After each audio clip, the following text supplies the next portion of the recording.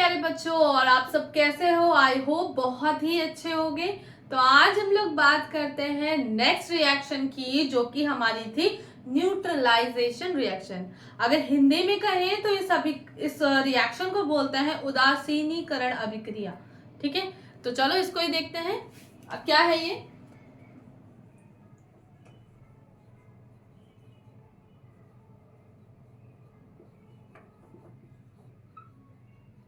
हिंदी में क्या बोलते बेटे? उदासीनीकरण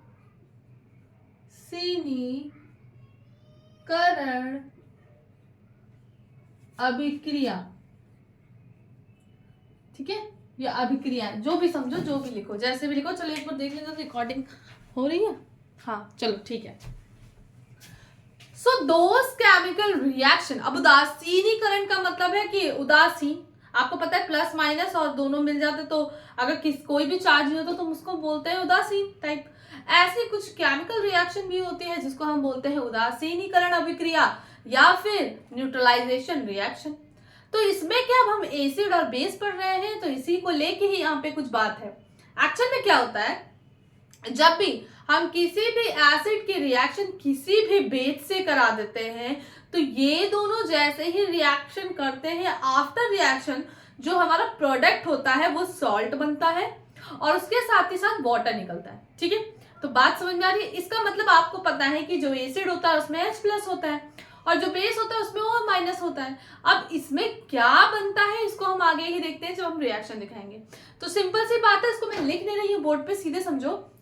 दोस केमिकल रिएक्शन लिखो, ये जो चीज मैं बोल रही हूँ उसको नोटबुक पे लिख लेना अपनी। Those chemical reaction in which when an acid react with an base, then it produces a salt and water. This type of reaction is known as neutralization reaction. और अगर हिंदी में बोले तो जब कोई अम्ल किसी क्षार से अभिक्रिया करता है तो अभिक्रिया के दौरान वह लवण, सॉल्ट का मतलब लवण, तथा जल का निर्माण करता है। ऐसी अभिक्रिया को क्या कहते हैं? उदासीनीकरण अभिक्रिया कहते हैं। तो चलिए देखते हैं एग्जांपल, उदाहरण से आपको पता चल जाएगा कि एक्चुअल में ये रिएक्शन क्या होती है। अब देखो, यहाँ पर मैंने एक एग्जांपल लिया एसिड का HCl, और आपको पता है कि हाइड्रोक्लोरिक एसिड जो है हमारा एसिड है, अम्ल है, एसिड है, समझ रहे हो? और इसकी रिएक्शन मैंने एक बेस से करा दी। बेस हमारा क्या है? NaOH। ठीक है, कास्टिक सोडा बेस है ये हमारा, ठीक है ना, यानी कि क्षार। अब क्या होगा, जैसे ही ये रिएक्शन करेगा तो रिएक्शन करने के बाद ये बना देता है NaCl, और आपको पता है ये नमक है, टाटा नमक, सादा नमक जो खाते हो, और इसके साथ साथ वाटर निकलेगा। चलो इसको देखते हैं कि कैसे ये बनता है। ठीक है, ये सब चीजें तो तुम लोग को आती है, सीख गए हो भाई। HCl H+ और Cl- में टूटेगा। ठीक, Na कैसे टूटेगा? Na+ और Cl- में। बताओ बच्चा, कोई दिक्कत समझ में आ रहा है? चलो तो अब हम देखते हैं यहाँ पे क्या होगा। एक्चुअल में क्या है, यहाँ पर ये दोनों जो है आपस में मिल जाएंगे भाई। दूसरा आयन जो है माइनस के दूसरे प्लस के साथ ही जुड़ेगा, तो इसने क्या बना दिया? NaCl बना दिया। और ये जो है समथिंग इज रॉन्ग। अच्छा, मैंने ये Cl लिख दिया ना, ये OH है, ध्यान ही नहीं दिया। OH, ठीक है, OH- में। अब आप देख रहे हो H+ है तो वो किसके साथ जाएगा? H+ जाएगा हमारा OH- के साथ, और H+ और OH- क्या बना देते हैं? वाटर, H2O बनाते हैं। तो इसका बहुत सिंपल सा फंडा है, समझ में आ गया होगा कि जब भी कोई अम्ल यानी कि जब भी कोई एसिड किसी भी बेस यानी कि क्षार से अभिक्रिया करता है तो वो लवण बनाता है यानी कि सॉल्ट बनाता है, और उसके साथ साथ क्या निकाल देता है? वाटर को रिमूव कर देता है। बात समझ में आ गई? क्लियर हो गया? अब देखो इसको समझते हैं। इसके और एक आध एग्जांपल कर सकते हैं, जैसे कि अगर एक एग्जांपल मैं और ले लूं, मैंने ले लिया बेकिंग सोडा, ठीक है, सोडियम बाइकार्बोनेट या सोडियम हाइड्रोजन कार्बोनेट बोलते हैं, और इसकी रिएक्शन मैंने मान लो फिर से HCl से ही करा दी। अब ये क्या है इसको देखना भी हम बताते हैं। देखो क्या होता है, अगर बहुत ध्यान से देखो तो रुको, इसको भी हम दिखाते हैं। ये लिख लोगे, यहाँ पे इसको रफ कर दूं मैं? चलो अभी मैं बताती हूँ। पता होगा कभी कभी जब बहुत ज्यादा हम लोग ऑयली फूड खा लेते हैं या कभी कभी कुछ अनडाइजेस्टिव या अनहेल्दी कुछ भी खा लेते हैं तो देखा होगा हमारे पेट में एसिड बन जाता है। बिकॉज आपको पता है कि जो भी स्टमक होता है हमारा उसमें कौन सा एसिड पाया जाता है, HCl, हाइड्रोक्लोरिक एसिड ही पाया जाता है, HCl पाया जाता है, स्टमक में पाया जाता है। और आपको पता है कि वो डाइजेशन में हेल्प करता है। वो जो अम्ल है, वो जो HCl है, एसिड है, वो क्या करता है, खाने को और ज्यादा छोटे छोटे फॉर्म में कर देता है ना। तो अब क्या होता है, जब कभी बहुत ज्यादा एसिड की मात्रा, क्वांटिटी ऑफ एसिड जब इंक्रीज हो जाता है तो क्या होता है, बहुत ज्यादा एसिड हो जाता है तो हमें क्या है, बहुत खट्टा खट्टा सा लगता है या बहुत अजीब सा लगता है कि पेट में पता चल जाता है कि पेट में एसिडिटी हो रही है ना। तो सबको पता होगा जब ऐसा कुछ फंडा होता है तो हम लोग क्या करते हैं, या तो कोक पीना पसंद करते हैं, ठीक है, या फिर हम लोग क्या करते हैं, सबसे अच्छा हम लोग इनो पीना पसंद करते हैं, इनो तेज ही होता है, या फिर कोई भी सोडा हम लोग पीना पसंद करते हैं। अब ऐसा क्यों होता है, एक्चुअल में बच्चे जो स्टमक में जो एसिड है वो मतलब जो HCl है वो एसिडिक कैरेक्टर का है और उसको न्यूट्रल करने के लिए कौन आएगा, एक बेस चाहिए होता है। इसीलिए जैसे भी एसिड होता है हम लोग क्या बेस पी लेते हैं तो थोड़ी देर बाद देखते होगे 15 मिनट या 10 ही मिनट बाद देखते होगे वो पेट जो हमारा एसिड से बहुत ज्यादा अजीब सा हो रहा था वो चीज बंद हो जाती है। Why? Because of neutralisation reaction. It means जो न्यूट्रलाइजेशन रिएक्शन होती है, जो उदासीनीकरण अभिक्रिया होती है, पेट में एसिड बढ़ा है तो उसको बैलेंस करने के लिए कौन आएगा, माइनस वाला यानी कि बेस आएगा। और जैसे ही प्लस माइनस यानी कि एसिड और बेस मिलेंगे तो वो बना देते हैं सॉल्ट और उसके साथ ही साथ वाटर बनता है। तो इसका मतलब हमारे पेट में जब हम लोग इनो पी लेते हैं तो वो हमारा पेट थोड़ी देर में शांत हो जाता है। वो इसलिए शांत हो जाता है क्योंकि पेट में सॉल्ट बन जाता है और उसके साथ ही साथ वाटर बन जाता है। ठीक है, तो इतना तो अंडरस्टूड है। अब इसके रिएक्शन भी देख सकते हो कैसे। ऐसा क्वेश्चन पूछा जा सकता है, पूछा नहीं जाता है, लेकिन तुम्हारे नॉलेज के लिए है कि व्हेन मतलब तुम्हारे पेट में जब बहुत ज्यादा एसिड हो जाता है तो हम लोग सोडा पीते हैं। वाई? तो यू हैव आंसर कि यू हैव टू मतलब आंसर कर सकते हो इसको कैसे, सीधे बताना कि बिकॉज ऑफ न्यूट्रलाइजेशन रिएक्शन। ठीक है, तो चलो यहाँ पे देखते हैं क्या होता है। स्टमक में है HCl, हम लोग पी रहे हैं बेकिंग सोडा जो खाने में यूज किया जाता है। देखो सोडा भी दो तरह के होते हैं, एक होता है बेकिंग सोडा और एक होता है वॉशिंग सोडा। ठीक है, तो दोनों में काफी अंतर है। जब तुम इनकी प्रिपरेशन पढ़ोगे तो तुम्हें बिल्कुल क्लियर हो जाएगा। So you don't have to worry. Okay, चलो अब यहाँ पे बात करते हैं। एरो बना, इसको मैं रफ कर दूं बच्चे, मुझे वो आयंस दिखाने होंगे ना हमें। चलो इसको नोट कर लेना, बैक में जाके नोट कर लेना रिवर्स मोड में। अब ये बनाता है, देखना इस रिएक्शन में क्या है, तुम लोग बहुत ध्यान से देखो तो यहाँ पर तुम्हें H+ और Cl- में टूटेगा। ठीक है, ये देखो 3 तरह से टूटेंगे। आपको पता है कार्बोनेट पर 2- होता है और यहाँ पर लगा एक ही सोडे में, लेकिन यहाँ पे अगर देख रहे हो तो 2+ चार्ज है ना, एक इसको बैलेंस करने के लिए एक हाइड्रोजन का आयन प्रेजेंट हो गया। ठीक है, अब सुनो कैसे बनेगा।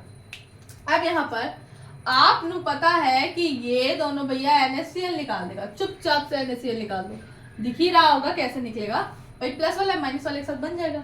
अब ये जो है देखो इसको कैसे मैंने तुम लोग को बताया था, तुम लोग को एक चीज बताई थी कि कभी भी कार्बोनेट आयन खाली दिखे तो कुछ नहीं करोगे, इसको CO2 में तोड़ दो और एक ऑक्सीजन बच जाएगा। और एक ऑक्सीजन किससे जुड़ जाएगा, 2 हाइड्रोजन, एक हाइड्रोजन ये है और एक ये हाइड्रोजन है, इन दोनों से क्या करेगा, ये कंबाइन कर देगा।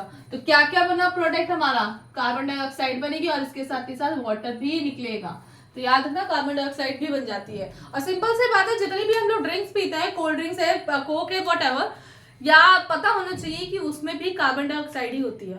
ठीक है, वही हम लोग पीते हैं। तो इस चीज का ध्यान रखना। जो बबल्स आते हैं वो किस गैस के होते हैं, जो तुम लोग ऐसे खोलते हो और धुआं वो बबल जैसे निकलते हैं, खूब झाग जैसा, वो कार्बन डाइऑक्साइड ही होती है बेटा। ठीक है, तो ये समझ में आ गया, कोई दिक्कत? चलो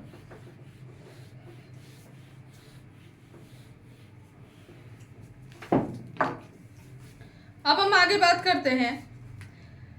न्यूट्रलाइजेशन रिएक्शन तो पढ़ ली हमने, लेकिन इसके अलावा बहुत सारी रिएक्शन हो सकती है। चलो तुम लोग को एक दे देते हैं न्यूट्रलाइजेशन रिएक्शन का एग्जांपल। तुम लोग करके आना, मुझे आंसर कमेंट बॉक्स में बताना। 1-2 लोग बताते हैं, बाकी लोग सो रहे हैं, बस ऐसे ही होता रहता तुम लोगों का। KH HCl से रिएक्शन किया, अब तुम लोग बताओगे प्रोडक्ट क्या बनेगा। ठीक है, बताओगे KOH है, ठीक है, और इसने रिएक्शन की H2SO4 से, एक्चुअली में इसको NaOH कर देते हैं, NaOH। अब बताओगे मुझे प्रोडक्ट क्या बनेगा, ठीक है, समझ में आ रहा है? नोट कर लो सब लोग, मुझे आंसर बताना, ठीक। चलो अब आगे की कहानी सुनो। एक्चुअल में क्या होता है कि तुमसे न्यूट्रलाइजेशन रिएक्शन भी पूछ सकता है, इसके अलावा तुम्हें याद रखना एक चीज और पूछ सकता है, what is the heat of neutralisation, ठीक है। अब हीट ऑफ न्यूट्रलाइजेशन क्या होता है, यहाँ पे अगर मैं लिख दूं हीट ऑफ न्यूट्रलाइजेशन रिएक्शन, यानी कि ऊष्मा उदासीनीकरण अभिक्रिया, ऊष्मा उदासीनीकरण अभिक्रिया। अब क्या है सुनो, बहुत सिंपल है, कुछ नहीं है, ये वही न्यूट्रलाइजेशन रिएक्शन है, लेकिन बच्चे याद रखना, बस सिंपल सी ये बात है, हमें पता होनी चाहिए कि जब भी कोई एसिड किसी बेस से रिएक्शन करता है, यानी कि जब न्यूट्रलाइजेशन रिएक्शन करता है, तो उसके दौरान एक ऊर्जा जो है या एक ऊष्मा जो है, एक हीट जो है वो रिलीज होती है। आपने पढ़ा होगा कि मैंने बताया था कि रिएक्शन जो होती है वो दो तरह की होती है, एक होता है एक्सोथर्मिक और एक होती है एंडोथर्मिक। एंडोथर्मिक वो होती है जिसको ऊष्मा की जरूरत होती है, और एक्सोथर्मिक वो होती है जो रिएक्शन अभिक्रिया करने के दौरान कुछ अमाउंट में, हायर अमाउंट की एनर्जी को रिलीज करती है। तो आपको ये रिएक्शन होगी तो मे बी आपको वो बीकर या जहां भी हो थोड़ा सा गरम गरम सा लगता है, ठीक है। तो अब देखो यहाँ पे क्या है, कुछ नहीं है, तुम्हें कुछ नहीं लेना है, जैसे तुमने ये एग्जाम्पल लिया है HCl NaOH, और इसमें कुछ नहीं है, NaCl बनेगा और वाटर बनेगा, ठीक है। अब सुनना, इसमें बहुत ध्यान से बात बता रहे हैं, इसमें कुछ और भी है। ऐसी अभिक्रिया या those chemical reaction when one equivalent acid and one equivalent base reacting with each other, ठीक है, या फिर वन, एक्चुअल में 1 ग्राम लिखोगे ना, 1 इक्विवेलेंट भी क्या है ना, 1 ग्राम ऐसे लिख देना, तुम लोग कंफ्यूज होगे, 1 gram equivalent acid and 1 gram equivalent base reacting with each other, then it form a heat. It is an exothermic reaction and this reaction is known as heat of neutralization reaction, ठीक है। ऊष्मा उदासीनीकरण क्या होता है या फिर heat neutralisation क्या होता है, तो इस चीज को, हीट ऑफ न्यूट्रलाइजेशन क्या होता है, तो इस चीज को याद रखना। अब सुनो, इसमें जो एनर्जी रिलीज होती है, यहाँ पर डेल्टा H लिखोगे, भाई हीट निकल रही है, तो याद रखना 13.6 किलो कैलोरीज होती है, ठीक है, या 13.7 भी कहीं कहीं दिख जाएगा, तो याद रखना। अच्छा एक चीज है, किलो कैलोरी में ले रहे, लेकिन हमने इक्विवेलेंट में लिया तो नीचे इक्विवेलेंट भी लिखोगे, ठीक है। 13.7 भी बहुत लोग लिखते हैं, 13.6 भी लिखते हैं, तो वट एवर यू वांट, अपने हिसाब से ज्यादा चेंज मत करना, 13.6 या फिर 13.7 ले लेना, ठीक है। तो समझ में आ गया, क्लियर। अब देखो क्या है, ये जो न्यूट्रलाइजेशन रिएक्शन होती है, या फिर हम ये बात करें कि ऊष्मा उदासीनीकरण कौन शो करता है, तो याद रखना, all strong acid and base show this type of reaction. Weak में ये एसिड हो चाहे बेस हो, ये शो नहीं करता, ठीक है। वीक का मतलब ये पता होगा ना, प्रबल और दुर्बल।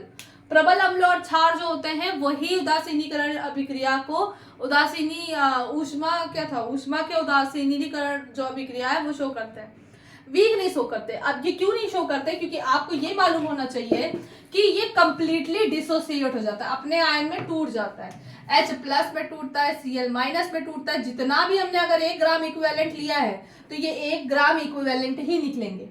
लेकिन जो वीक एसिड होते हैं, जैसे कि हमारा एसिटिक एसिड है CH3COOH, ठीक है, इसके अलावा अमोनियम हाइड्रोक्साइड, ये वीक बेस है। ये क्या होता है, अगर तुमने 1 ग्राम इक्विवेलेंट लिया भी है तो भी इसके जो आयन टूटेंगे वो 1 ग्राम इक्विवेलेंट नहीं टूटेंगे, क्योंकि ये कंप्लीटली डिसोसिएट नहीं होते, अपने आयन में पूरी तरह से नहीं टूटते, ठीक है। आपने 5 ग्राम डाला होगा तो मे बी आपको 2 ही ग्राम उसके आयन मिले, तो अगर वो अच्छे से परफॉर्मिंग नहीं कर रहा है तो तुमको कहां से ऊष्मा ला के देगा। तो याद रखना, जितनी भी उदासीनीकरण अभिक्रियाएं होती हैं ऊष्मा अभिक्रिया या ऊष्मा उदासीनी अभिकरण की अभिक्रिया, इसमें जो हीट निकलती है एक्चुअली ये सिर्फ ओनली एप्लीकेबल है for strong acid as well as strong bases के लिए।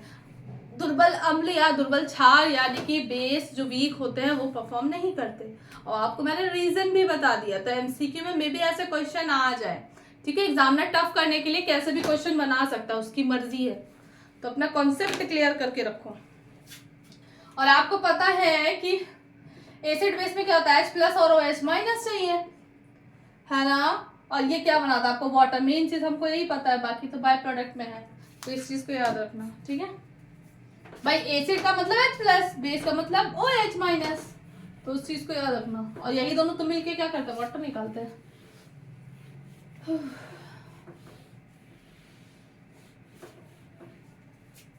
ठीक है, तो आज के लिए इतना ही, और नेक्स्ट वीडियो में हम लोग बात करेंगे रिएक्शन जो कि है कि what happen when metal oxide reacting with acids, ठीक है।